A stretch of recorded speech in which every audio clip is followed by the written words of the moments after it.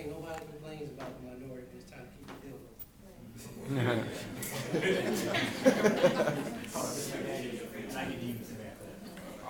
I just want to kind of maybe add a few points to that.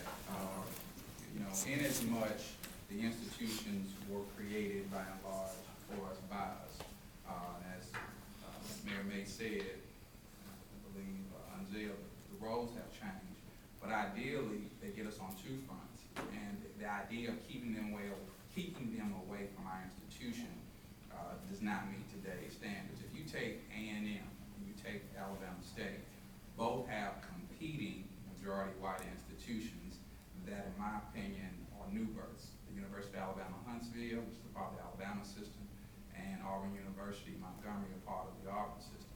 And when you look at the enrollments and the programs of those institutions, they are competitively reaching out to urban kids in that area, in as much as it may be a predominantly white institution. But the effect of having Alabama State as an institution for which one has received a degree, and he or she happens to be white, does us more good in terms of that person's success than the idea or the premise of keeping them away from the campus.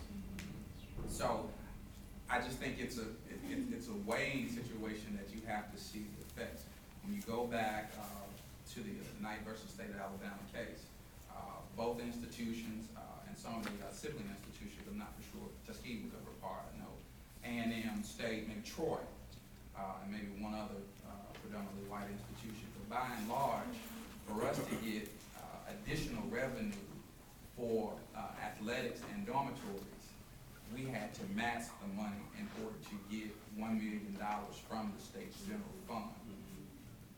Now, standing alone as African Americans, that was a challenge.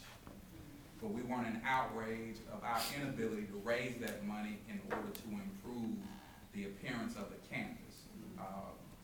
We made some improvements, but not to the extent of that opportunity over those 15 years to use that resource to build the institution. Because now it's about what you can show a child versus what you can tell them when they touch these campuses, black or white.